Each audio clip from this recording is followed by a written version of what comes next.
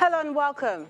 NCDC confirms 13 new COVID-19 cases in Nigeria as Kano State records its first case of the disease, just as Kaduna State government raises alarm over community transmission of COVID-19 after confirming its sixth case. President Buhari appeals to Nigerians to stay at home, saying restriction order will last as long as scientific advisors deem fit to halt and defeat the spread of coronavirus. Federal government shuts border to Cameroonian refugees as more states take more drastic measures to contain the spread of coronavirus in the country.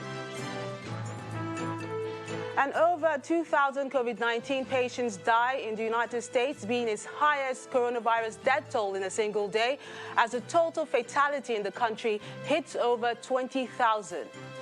Plus, business, sports, and international stories.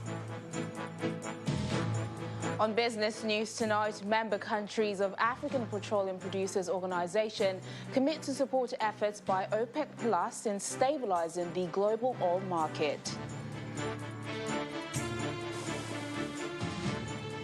And on sports news tonight, Gabonese Football Federation president asks Arsenal captain Pierre-Emerick Aubameyang to leave for a more ambitious club.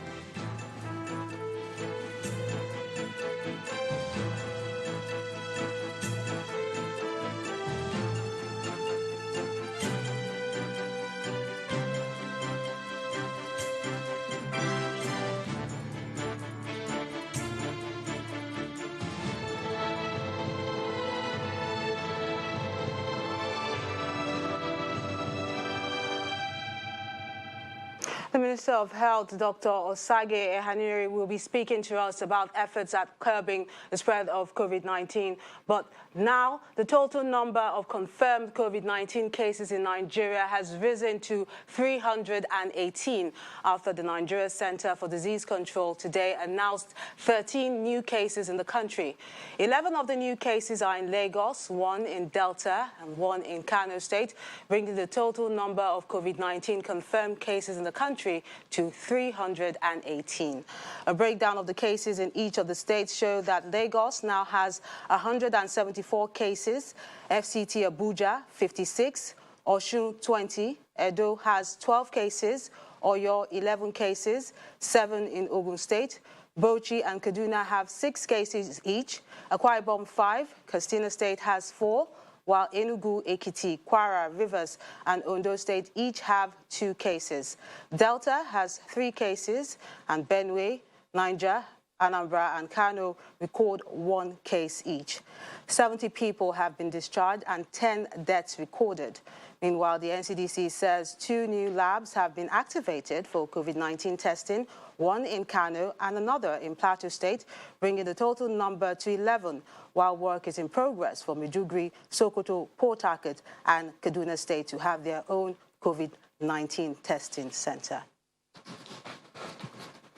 The president is asking Nigerians to remain at home while assuring them of more interventions to reduce the pain caused by the COVID-19 crisis. In a statement, President Muhammadu Buhari thanks all Nigerians for their patience, resolve, and strong determination to defeat the coronavirus outbreak. In his words, no elected government could ask more of citizens of the country that elected them than today we ask of you.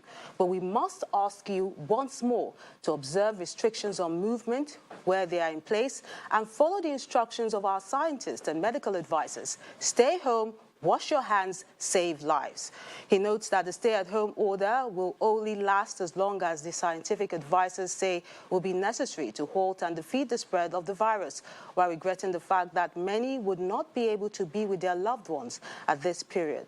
He also promises to ensure that those who suffer most as a result of the restriction are assisted with both federal and state government palliatives.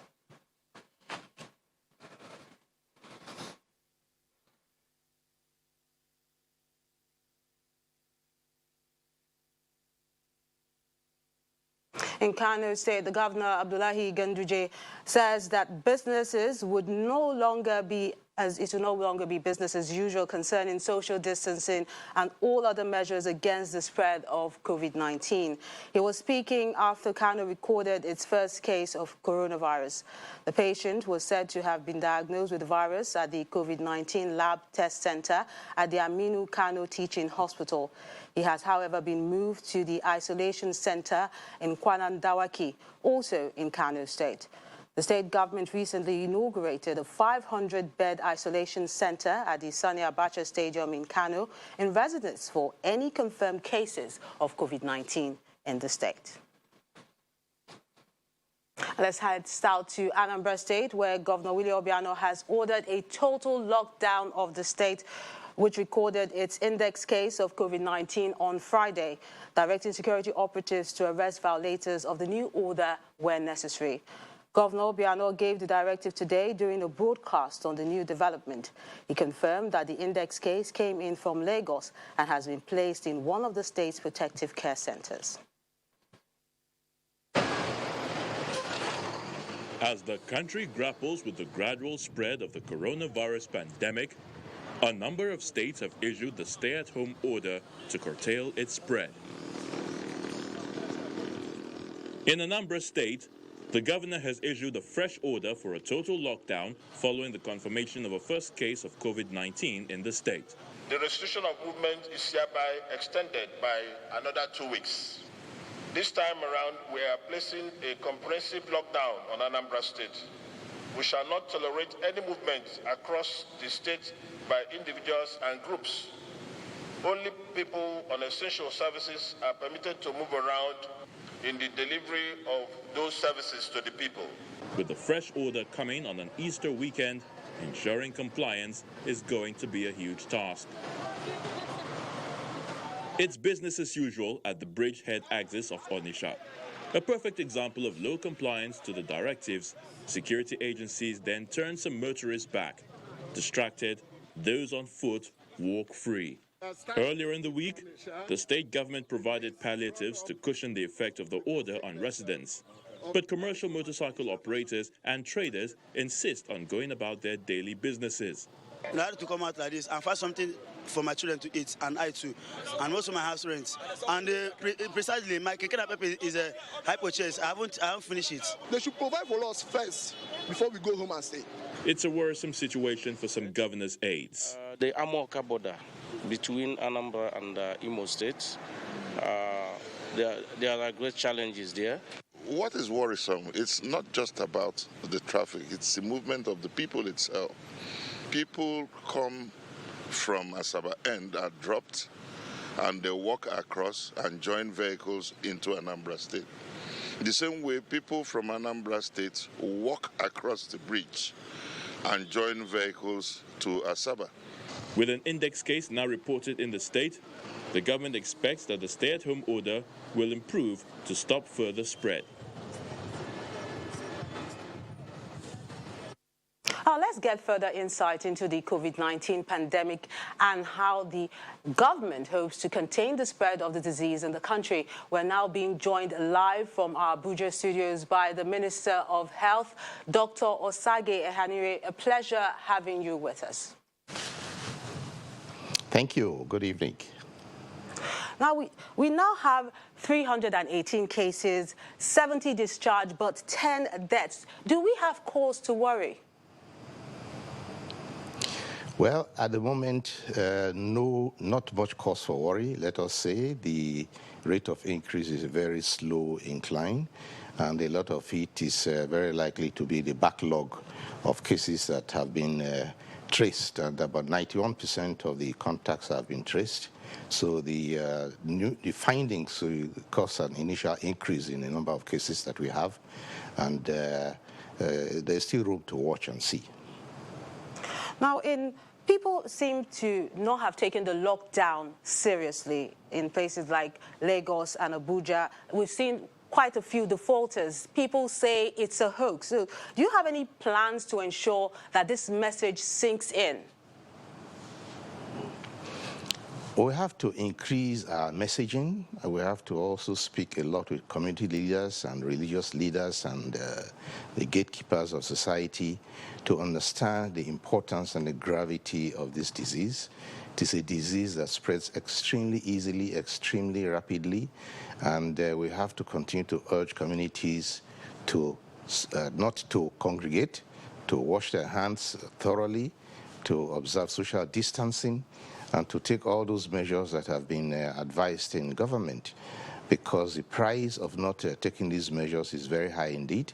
So the leaders of communities should really take it seriously to advise their wards, and parents should advise their children that these injunctions from government are extremely important and should be taken should not be taken lightheartedly. Dr. Enardi, what role is the National Orientation Agency playing in this regard to ensure that the message really drives home? Well, the National Orientation Agency is involving speaking to the public in the way that they usually do, through jingles, through public messaging, and giving messages as poignantly as possible so that it sinks in. Unfortunately, there are some people who tend to trivialize all of this because they haven't seen the effects. But those who have seen what is happening in other countries, particularly in Europe and the Americas now, will have a fear and know that if we act quickly and make a sacrifice now, we shall be able to avoid a lot of pain later on. So the message needs to be driven home, not only by National Orientation Agency, but by all other agencies and by all persons and those who have the ears of the people. Now let's look at the issue of the Chinese doctors. They picked where they will self-isolate, but if the reverse was the case, this can't happen in China. Can you tell us more about the arrangement and their isolation so far? Well, what we know is that before they arrive, we give them the message that in our country, when you come in from outside, particularly from a high-burden country, you will isolate for 14 days. And we also asked the Nigeria Center for Disease Control to go and look at the isolation center even before they arrived. So that was done. And by the time they arrived, the message was also given that they had to isolate for 14 days and that the NCDC will have the liberty to check on them randomly to see that they are actually observing the self-isolation. But I must also say that the authorities told me that every single one of those who came had a pre-boarding check and they were all said to be negative. Nevertheless, we did tell them that our regulations require that they comply with the 14-day isolation. But why were they allowed to pick where they will isolate? Say that again, please. Why were they allowed to choose where they will be isolated for those 14 days? Oh, okay, because they have, yes, our understanding, they have a large compound, they have a facility, a medical facility. Remember that this is a giant construction company. They have been in Nigeria for 39 years and they have a lot of facilities in their compound. They told us that they have the ability to carry out this self-isolation. And we do allow self-isolation provided it has been inspected, and that is why we asked the NCDC to go and carry out this inspection prior to the arrival of the crew. Honorable Minister, you applauded Nigerian doctors for doing well in handling this crisis. So why bring in the Chinese doctors at this time? Well, in the first place, we didn't bring them in. I think the company, in its own wisdom and probably in its own corporate responsibility, social responsibility, thought they should bring people to come and help us and advise. We didn't issue any invitation. But we are not unhappy that they're here because we can learn from their experience. These people have been through it. We want to start with a video conferencing with them even while they are in isolation so that we can try to learn from their experiences. There's nothing better than learning from someone who has actually suffered an event and been inflicted with an injury. So there are people there who are specialized, doctors and nurses, and what we can learn from them, we learn. But I think the company in its own wisdom thought that we will benefit from this kind of initiative. We didn't really ask for it or say, bring us this. In fact, we didn't know that this whole gift was coming from the company. We appreciate it nevertheless. Finally, Dr. Ehanire, what lessons have you learned from this pandemic vis-a-vis our healthcare system? Tremendous lessons. The first lesson is that there is almost no healthcare system that is ready. You can see in review on television that a lot of health systems which are regarded as robust and almost invincible collapsed under the weight of the outbreak, and which has really shocked people, shocked everybody around the world. We have seen how in very advanced countries, patients had to lie on the floor because there were no more beds. They ran out of beds, ran out of ventilators, ran out of even simple things as masks. So the lesson is that one should be prepared. We should have stockpiles, and that is why even now we are very happy to have stockpiles. We want to continue to increase our stockpiles. We are grateful for what we got from donors, from everybody else, and we are getting another consignment from the United Nations very soon. The EU has also promised us something. We know that it's difficult to get commodities now. Even masks and ventilators are very hard to come by, and even if you place an order now, you have to wait a very long time. And because we do not know the magnitude of this outbreak, we put a lot of value on having a good stockpile of things that we shall require, including ventilators. We are getting 50 ventilators from the World Health Organization, and 35 ventilators are among the consignment that came from China a couple of days ago. So this addition of brand new machines will help us a lot. I'm doing an inventory of the intensive care specialists we have in the country to make sure that every state gets an intensive care specialist, a critical care specialist who will be able to use these ventilators. And I think about 4 or 5 states do not have an intensive care specialist. We shall see about deploying intensive care specialists to those states to be more ready to handle cases that crop up. Minister of Health, Dr. Osagie Ehanire, it's a pleasure having you with us on the News at 10.